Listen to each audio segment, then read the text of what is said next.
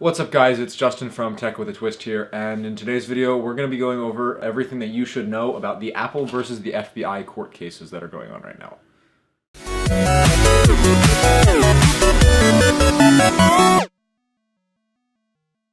Okay, so before we get into the video, first things first is obviously I'm using a new background. This is my room rather than my green screen. Leave a comment below telling me what you think of the new background. Okay, so jumping right into it, Apple versus the FBI. This is a huge case that is taking place over the fight for encryption. A few months ago, after the San Bernardino shootings, the FBI recovered an iPhone 5C that was owned by one of the shooters. Apple gave all of the data they had to the FBI.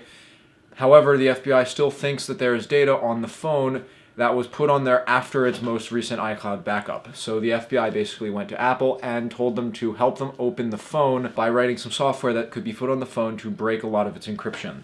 Apple has since refused, and the FBI went to the courts. They got a court order, and Apple has formally denied the court order and is resisting the order.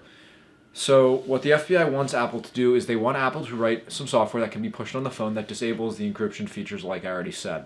So the encryption feature on the phone means when you get the password wrong 10 times in a row, all of the data on the phone is completely erased. The FBI wants Apple to write some software that, when put on the phone, disables that. So that way the FBI can brute force their way into the phone or guess as many passwords as they need to over and over again until the phone opens.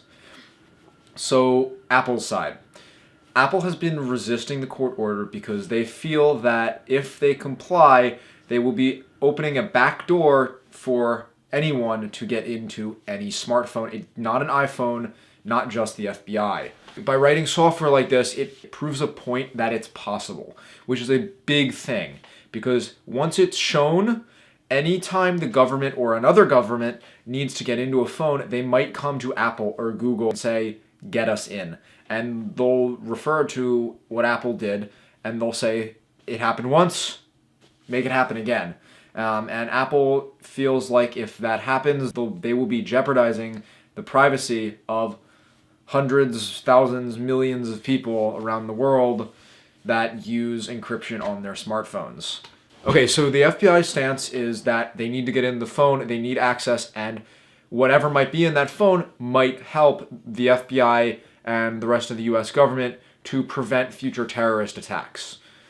So that's basically where the FBI stands. That's basically where Apple stands. So what now? Well, many tech companies have publicly backed Apple in its fight. So for starters, we have Microsoft, Google, Facebook, Twitter, you name it. Many companies, US-based companies that is, have backed Apple in their fight against the FBI because they feel very strongly the same way that Apple does, that they do not want a way for encryption to be broken. It's very important, and it's a very key feature in smartphones, which makes it so private. So other than all of these tech companies publicly backing Apple, Apple recently spoke in front of Congress and made a call to form basically a small group or in its own assembly for talking about matters like encryption and privacy and security in smartphones today. But other than that, that's it right now. Not much else has gone on. I'm continuing to keep myself updated, and I will post some articles in the description about where you can find more information, other articles that I used as reference, and so on and so forth. It's a really big issue today, and if it keeps going and it could potentially get to the Supreme Court, this could be one of the largest cases for the tech industry to date. So basically my thoughts. I think that Apple is right here. I think that they should hold their ground because the FBI doesn't really have business going into other people's private phones, really no matter who you are, and getting behind the encryption. So I really think the FBI should just kind of drop it. I know that's not going to happen, but the guy's dead. It's done and over with. I don't think there's going to be much information regarding terrorism and whatnot as a whole on that phone, but my guess is as good as anyone else's. Anyways, that's it for this video. If you liked this video, give it a big thumbs up. If you disliked it, give it a thumbs down and tell me why in the comments down below. As always, don't forget to subscribe for more content, and I'll see you in the next one. Bye.